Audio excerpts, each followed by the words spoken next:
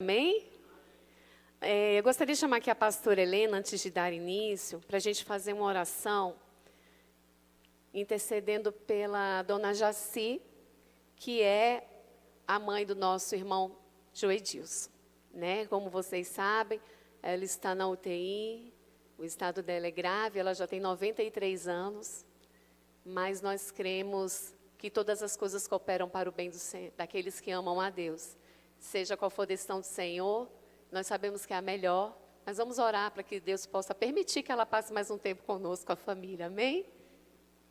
Amém. Vamos orar. Pai, obrigada, Deus, porque nós temos um Deus que é bom e bom em todo tempo. E a Tua palavra, Senhor, ela nos fala que Tu és o Deus que conhece o deitar e o levantar, Tu és o Deus, o dono da vida, Pai. E neste momento nós clamamos a Ti como igreja, reunidas aqui em Teu nome. Clamamos pela saúde da nossa querida Jaci, a mãe do Teu filho, Rô. Que o Senhor assim visite a ela agora, Deus. Pai, os Teus planos e os Teus propósitos são perfeitos, ó Deus. Só visite ela agora, Pai, com poder ali. Toca do alto da cabeça até a planta dos seus pés. Como a tua filha falou, se aproverá o Senhor, acrescenta anos mais de vida a ela, Senhor. Mas com saúde, Pai. Ó Deus, que o Senhor venha estar assim, a Deus, trazendo sobre ela, Deus, o Teu Espírito Santo, ali, Deus, no coração dela, Pai, porque o Senhor é aquele que conhece o deitar e o levantar. Nós oramos, Pai, pedimos sim a cura, porque Tu és um Deus de cura, mas seja feita a Tua boa, perfeita e agradável vontade, Senhor, na vida dela, Pai, em nome de Jesus, amém. Amém, irmãos, podeis assentar. Já convido os irmãos a abrirem a palavra do Senhor no livro de Daniel, capítulo 6.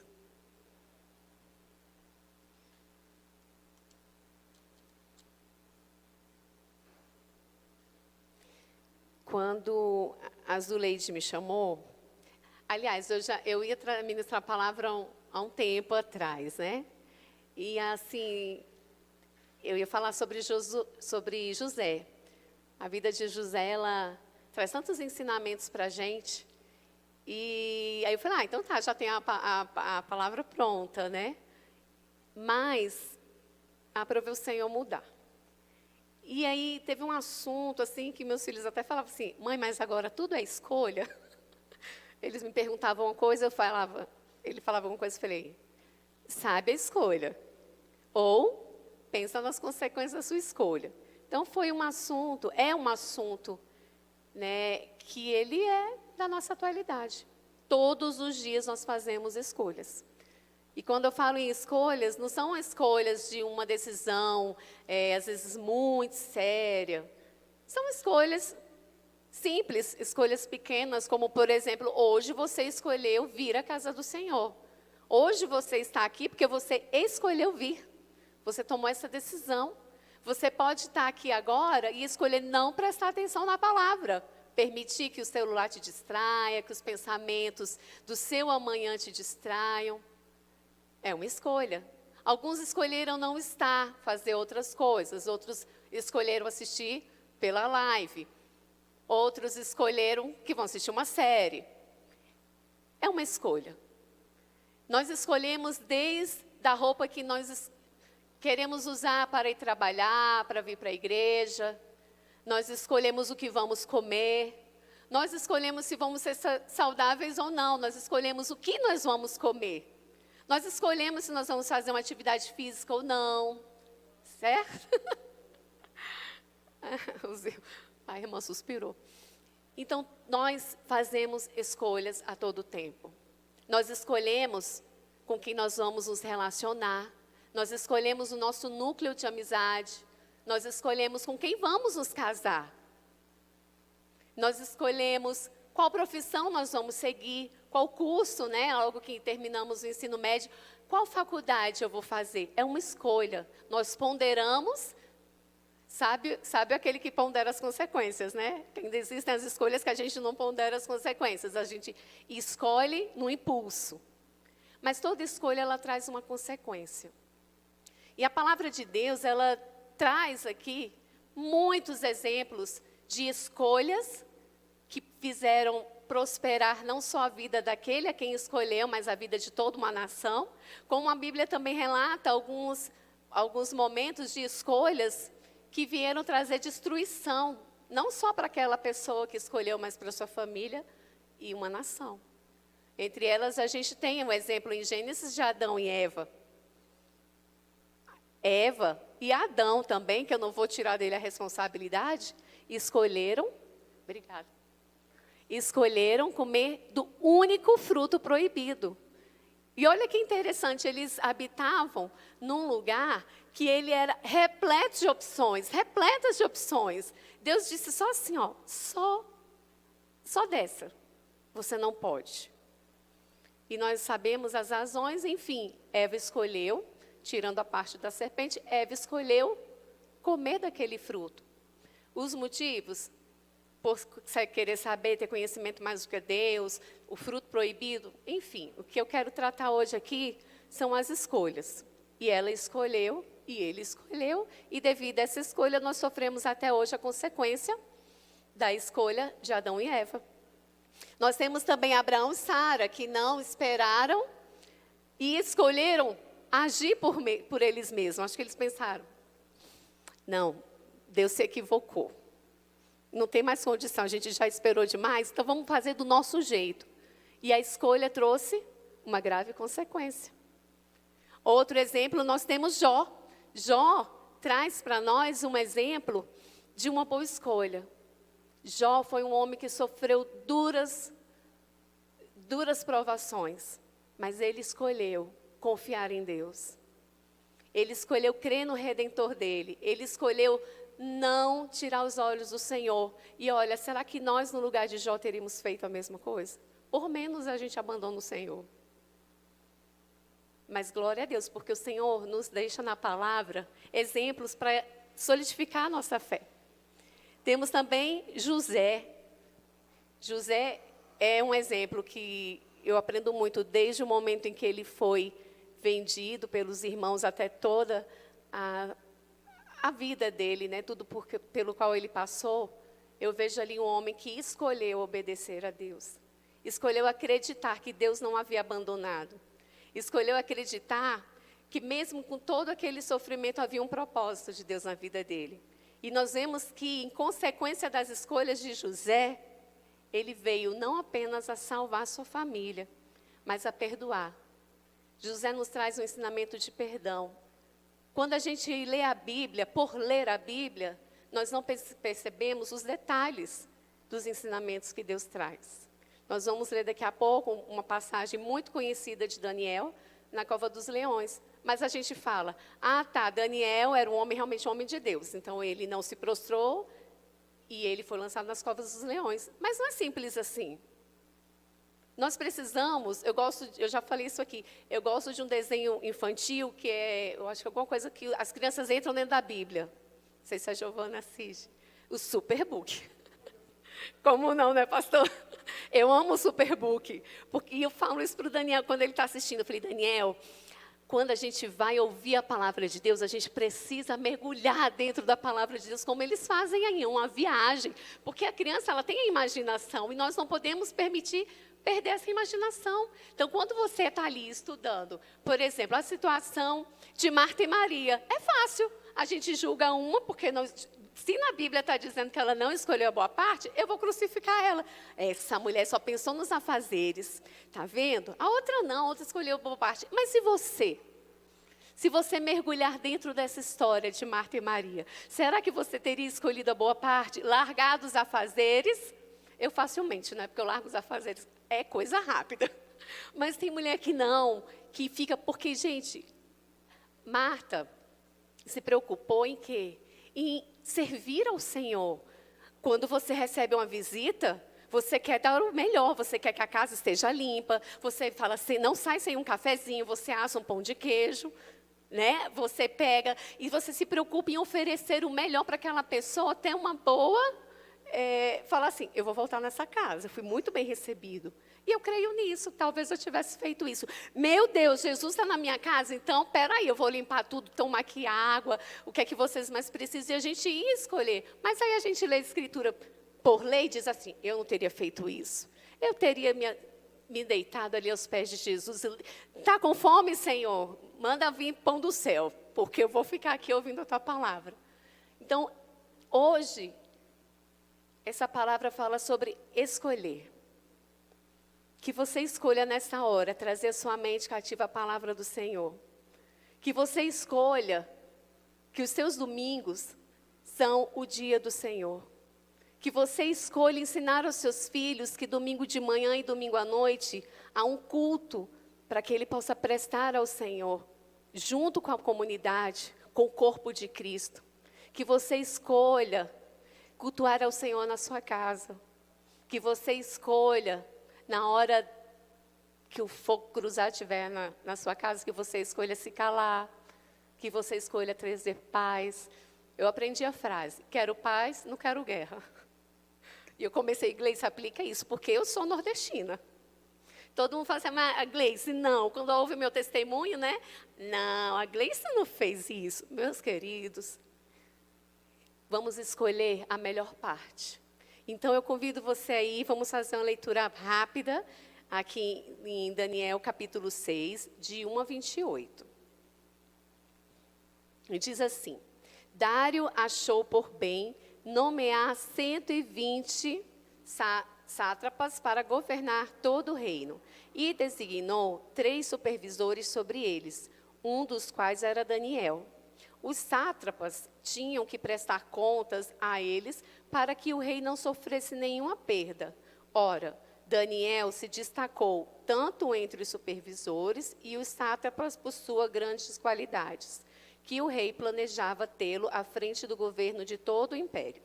Diante disso, os supervisores e os sátrapas procuraram motivos para acusar Daniel em sua administração governamental, mas nada conseguiram.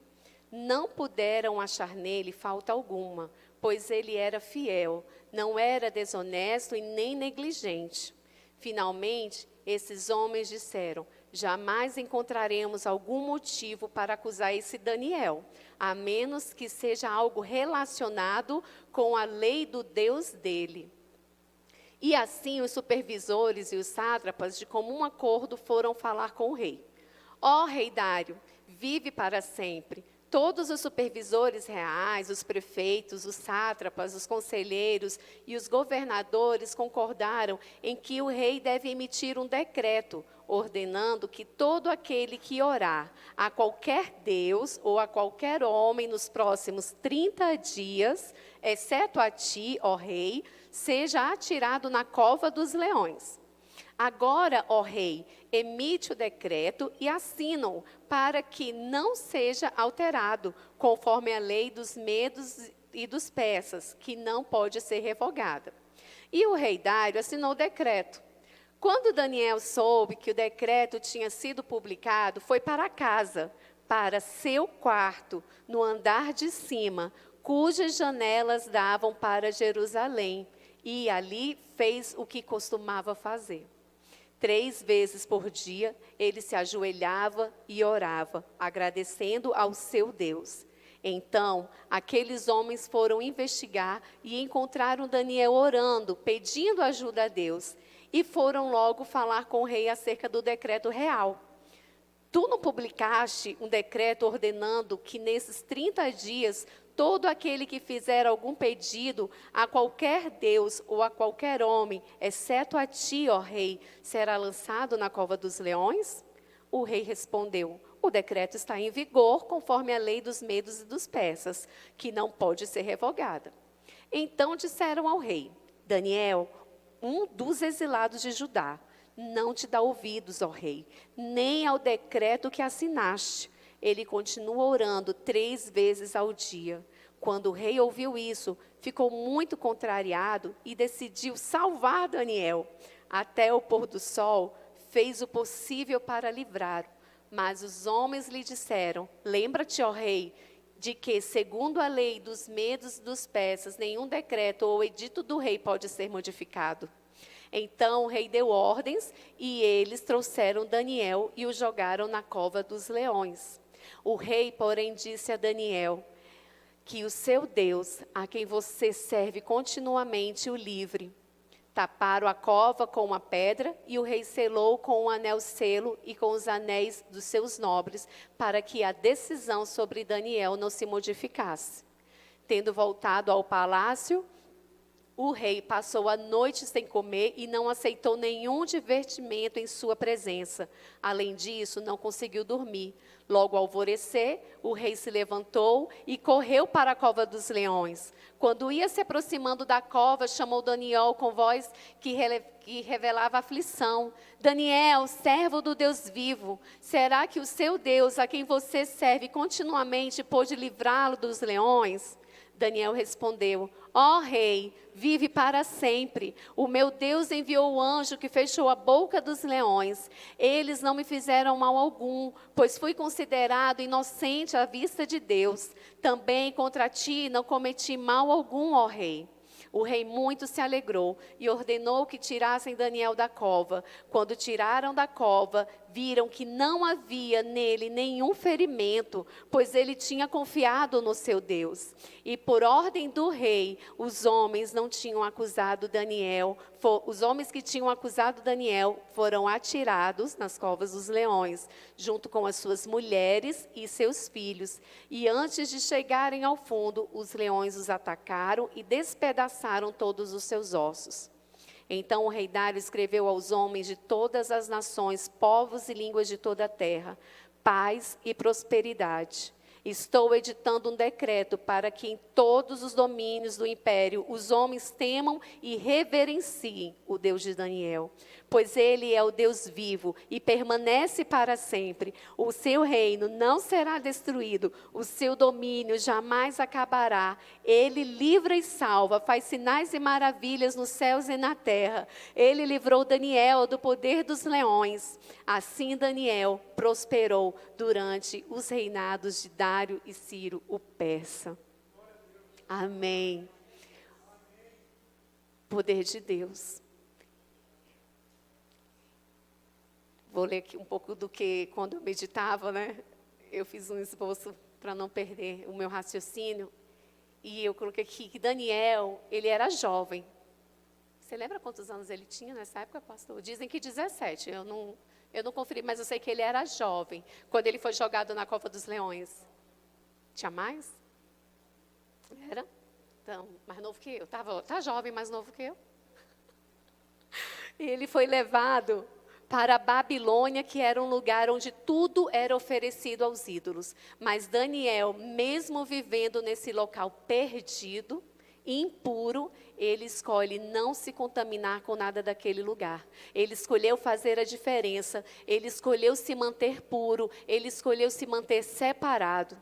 Quando Daniel soube que o decreto tinha sido publicado, o que é que ele fez? Ele nem desesperou.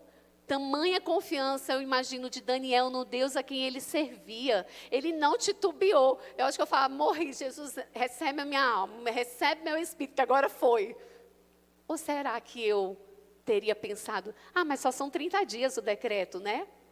Será que a gente teria feito assim: Senhor, 30 dias sem orar, 30 dias sem estar na tua presença, eu não vou me desviar, eu vou cumprir o decreto, vou me manter viva e vida que segue. Não. A nossa vida diante de Deus, ela é inegociável. E Daniel, ele confiou no Deus dele. E ele foi para o quarto, para a casa dele, onde lá no versículo 10 diz, né? No andar de cima, onde as janelas davam para Jerusalém. E ele continuou o que ele já fazia. 3 vezes ao dia, se ajoelhava e orava, agradecendo a Deus como sempre costumou fazer. É muito comum nós ouvirmos comentários a respeito desse texto, onde Deus fechou a boca dos leões e deu a vitória a Daniel, seu servo. Parece, a princípio, uma situação bastante simples, né, de ser resolvida. Daniel, confia, tu vai ser jogado ali na cova dos leões, mas confia que nada vai te acontecer. Irmãos, lembra quando eu disse? faz igual no book lá. Mergulha nessa história agora. Se coloca na vida ali de Daniel. Se fosse você, diz. Ele foi.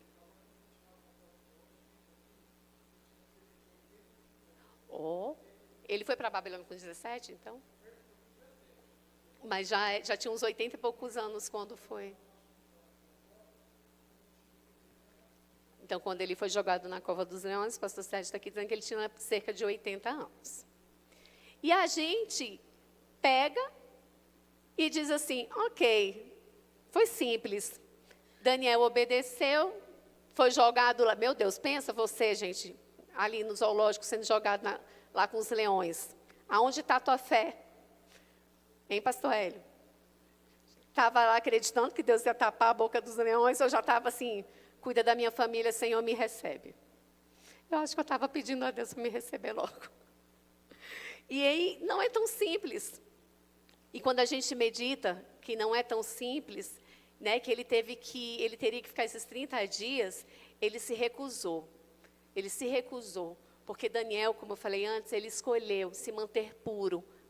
Nós hoje, irmãos, nós vivemos num mundo contaminado de pecado e cada dia mais difícil fica, porque aquilo que antes era ético, hoje não é mais. Aquilo que antes era certo, não é mais. Então, o que nós temos escolhido? Nós temos nos vendido, nós temos negociado a nossa fé. Lá no meu trabalho, meu Deus, eu vou entrar na onda da galera, nas brincadeirinhas, mas eu sou servo do Senhor. Lá fora, o Senhor sabe que eu sou servo do Senhor. Ou você tem se mantido fiel a Deus aonde você está? Ou você tem negado os pratos que o mundo tem oferecido para manter a sua integridade, para manter a sua fé estabelecida em Deus acima de tudo e qualquer coisa?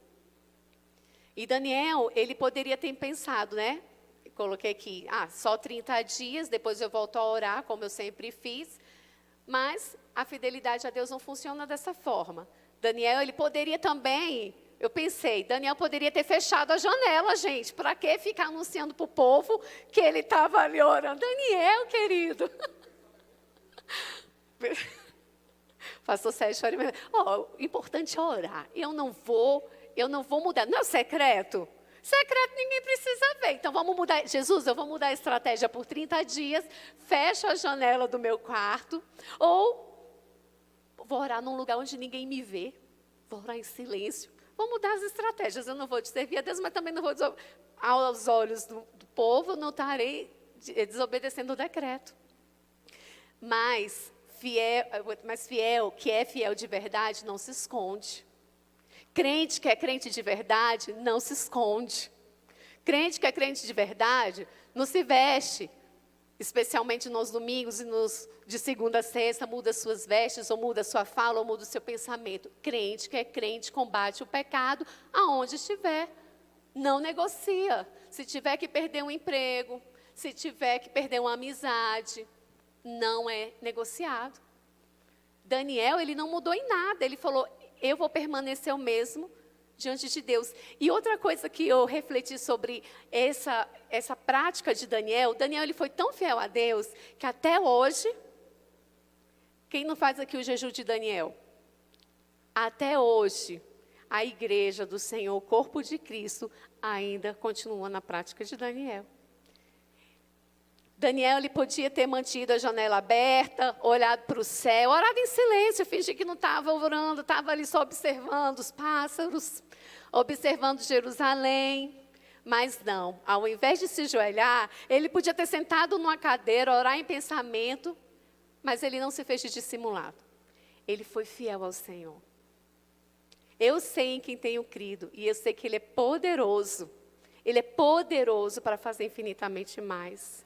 Entenda, Deus, Ele nos quer por inteiro em obediência. Ele não quer que você seja obediente só nos domingos, só quando você está com os irmãos da igreja. O Senhor quer o seu coração. Deus diz o que na palavra? Que Ele quer o nosso coração. Ele nos quer por inteiro. Daniel fez uma escolha dura, mas ele fez uma escolha certa. E o que nós temos escolhido? Quais têm sido as suas escolhas? Você tem escolhido para agradar homens, para manter aparências? Ou você tem escolhido, buscando em Deus sabedoria, para viver de acordo com a sua vontade? Como eu disse aqui no início, sabemos que tudo na nossa vida, nós passamos o quê? Por causa das nossas escolhas. E as escolhas, elas fazem parte do nosso dia a dia. A nossa vida, ela é repleta de escolhas. E tudo que vivemos, nós vivemos a partir de uma decisão. Para um pouco para pensar na sua vida hoje. Maestro Sebastião está ali. Tenho certeza que ele para e faz umas reflexões de suas escolhas. Eu lembro da minha avó sentava para contar as histórias dela. Eu amo sentar com a terceira idade e ouvir histórias. Porque eu vejo resultados bons e uns que não são bons, de umas escolhas. Esses dias eu falei com a minha sogra. Falei, Helena, o que você vai querer chegar lá na frente, quando você parar com a gente para contar sobre a sua vida? Quais escolhas você fez? Quais foram as suas escolhas? O que nós nos tornamos hoje? O que eu escolho para os meus filhos? Que tipo de casamento eu escolho ter? Que tipo de educação eu escolho dar para os meus filhos? O que eu escolho para eles que é bom e o que não é bom? Tudo são nossas escolhas. E a nossa vida hoje, ela é resultado do que nós escolhemos até aqui. E glória a Deus por um Deus misericordioso, irmãos, porque podia estar pior. Deus é misericordioso em sua graça. Mas, só abrindo parênteses, Danielzinho desobedeceu. E ele não gosta de ficar de castigo. Quem gosta de ficar de castigo? E aí eu falei assim, fui buscar ele. Aí eu olhei para ele, por que você está me olhando assim, mamãe? Aí eu falei, você desobedeceu de novo. E aí ele falou, você já pensou na consequência? Eu falei, já.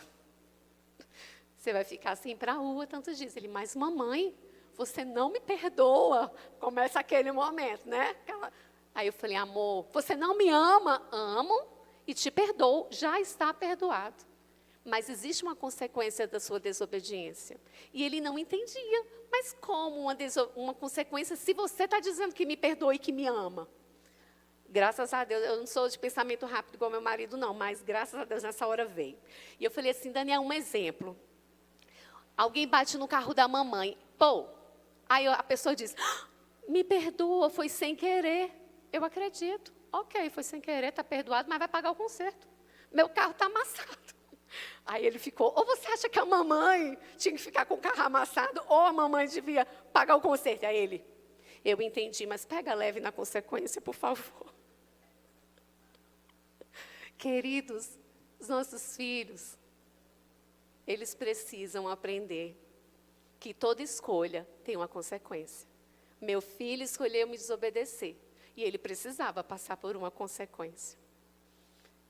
Então, se hoje você está aqui, é porque você escolheu vir à casa do Senhor. Não sei se é pelo entendimento de que o domingo é o dia do Senhor. Mas que seja a partir de agora. Que você, eu lembro que eu falei para o André uma vez, eu não vou não, ninguém vai. Ele falou, minha filha, tu vai. Tu vai porque tu vai cultuar a Deus. Tu não precisa de ninguém. Eu falei, é verdade. E nós precisamos congregar. Porque eu também posso cultuar Deus na minha casa. Eu posso. Mas a palavra do Senhor diz que eu preciso congregar. Eu preciso de você. Você pode dizer isso para quem está do seu lado? Eu preciso de você. E nós, como corpo de Deus, precisamos estar aqui, neste templo. Irmãos, o relacionamento do corpo de Cristo, já abri parênteses, né? O relacionamento do corpo de Cristo, ele é bíblico. Sabe por quê? A gente cura um ao outro, a gente se fere, a gente se cura. A gente ouve conselho uns dos outros. O fato, não é verdade? O fato de você chegar aqui, encontrar o irmão, você só de dar um abraço nele, isso traz um renovo. E quando nós louvamos em comunidade, é algo que nós estamos preparando para a eternidade. É diferente. Agora mesmo eu estava à tarde fazendo umas atividades domésticas, louvando a Deus, e rasga o céu e o céu desce. Amém. Mas na igreja é diferente. É a outra unção. Então que você ensine ao seu filho, ensine ao seu esposo, à sua esposa. Não vamos ficar assistindo pela live, porque nós podemos ir à casa do Senhor. Vamos à casa do Senhor. Mas não vamos porque o pastor Sérgio fique feliz, ou ele veja que eu estou ali. Não, nós vamos porque nós temos o entendimento, a consciência de que ir à casa do Senhor é uma ordem de Deus. Amém? Voltei. Salmo 25, 12, diz assim: quem é o homem que teme ao Senhor? Ele o instruirá no caminho que deve seguir. Peça a Deus a sabedoria e Ele vai te dar. Em todas as suas decisões. Senhor, compra o carro ou não compra o carro, né, Melo? Aí, há também no conselho, né, dos irmãos também, escuta os irmãos, compra lá, amigo, compra lá, o senhor já está quitado, mas você consegue, vai lá. Nós precisamos pedir a Deus o quê? Sabedoria. Buscar em pessoas que têm uma maturidade cristã, conselho também, escuta, aprende a escutar e depois faz o filtro, chega diante de Deus. Porque nós também precisamos ser confrontados. Às vezes a gente acha que está escolhendo o certo. Aí vem umas 5 pessoas e falam, não está errado. Então eu vou ponderar aqui. O que é certo, o que é errado. Busque a vontade dele em tudo o que fizer, e ele lhe mostrará o caminho que deve seguir, diz Provérbios 3, versículo 6. E como nós devemos tomar decisão de acordo com a vontade de Deus? Deus não esconde a sua vontade de nós. Deus, ele se mostra na palavra de Deus um Deus revelador. Então, como eu sei que é a vontade de Deus? Conhecendo a Deus. E como eu conheço a Deus? Estudando as Escrituras. Eu vou mais do que ler. Ler, irmãos, eu não sei se a mente de vocês é assim. A minha passa que eu não fixo nada. Tem que estudar, eu tenho que anotar. Eu tenho que ficar ali, mastigando o negócio, repetindo. Eu amava quando eu era do departamento infantil, lá na minha cidade natal, em Recife. Na minha revistinha tinha uma estrela. Ai, meu pai disse que vai assistir essa live e vai lembrar. E aí, o que eu fazia? Gente, eu era péssima para memorizar, eu era péssima, o negócio de memorizar não é comigo. E aí, para ganhar estrelinha, eu tinha que chegar no domingo, no próximo domingo, com aquele versículo memorizado. Que sofrimento, Jesus. Mas aquilo trazia para mim um desafio. E eu ia e ficava ali com aquele versículo a semana inteira, né? Para no outro domingo falar lá, tia, eu sei. E ganhar minha estrelinha. Eu sou assim, eu preciso mastigar, eu preciso meditar dia e noite numa palavra. Você vai estudar. Eu nunca terminei o livro de Romanos, porque é versículo por versículo. Eu falo, gente, esse livro não acaba. Mas eu preciso voltar, eu preciso anotar, eu quero entender o porquê que aquilo foi escrito para aquele povo, eu preciso entender a realidade daquele povo e onde isso se aplica agora na minha vida. Mas eu não sei vocês, tem gente que passa a vista, né, e tem acho que o pastor Sérgio assim, ele dá uma olhada assim e fala, você leu? Leu, e leu mesmo. Tem uma leitura rápida. Não é meu caso. Sonde o seu coração. Não adianta ler a Bíblia 7 vezes. Eu li a Bíblia, esse ano eu já li a Bíblia 2 vezes inteira. E o que você aprendeu? E o que você aplicou? Eu não tenho pressa. Eu não tenho isso no meu coração. Eu falo, Senhor, eu preciso ler, entender e aplicar. Aí eu passo para uma próxima etapa. Li, entendi e apliquei a nossa vida de santidade, que é refletida sobre a palavra de Deus. Então, para você tomar uma decisão e você saber que essa decisão é a vontade de Deus, você precisa conhecer a vontade de Deus lendo as Escrituras. Não há como a gente conhecer alguém sem nos relacionar. Eu conheço o pastor Sérgio, mais de 10 anos, né? 12, sei lá. Se eu só me relacionar com ele aqui na igreja. Oi, pastor, Pai do Senhor, Deus te abençoe. Aí chegou o aniversário dele, eu vou comprar um presente. Do que ele gosta?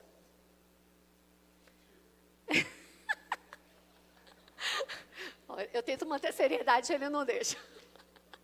Aí, irmãos, eu não sei nem o time que ele torce, eu não tenho nenhuma dica. É pastor, vou comprar uma Bíblia que não erra. Mas quando você conhece os tipos de perfume, você conhece se gosta de café. Eu tenho uns amigos, né? Vocês sabem, gostam de um café diferente.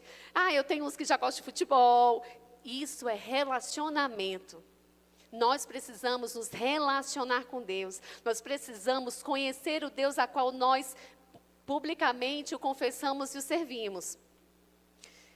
O que fazemos para Deus não é mais importante do que o nosso relacionamento com Ele. Muito cuidado. Muitos cristãos são religiosos, vivem na prática. Eu conheço a Deus. Olha, eu estou na ação social, faço parte do Ministério de Louvor, estou lá na igreja na segunda, na terça, na quarta, na quinta, na sexta, na sábado, no domingo. Ok. Mas você tem relacionamento com Deus? Não. Eu vivo nas obras. Isso não é se relacionar com Deus. De nada adianta. As obras, elas são consequências do nosso relacionamento com Deus. Se eu ficar aqui linda, maravilhosa, cantando, louvando, até o dia da vinda de Jesus, ele pode correr o risco de chegar e falar, eu te conheço. Jesus, como é que o senhor não me conhece? Eu estava escalada todo o tempo, me disponibilizava, os irmãos precisavam, eu ia. Mas e quando você se relacionou comigo? O que você sabe de mim? Deus vai requerer de nós. Que chegue no dia do arrebatamento da igreja, e ele não diga para nenhum de nós, aparta-te daqui, maldito. Mas que ele nos chame para perto dele. Que ele diga, eu te conheço.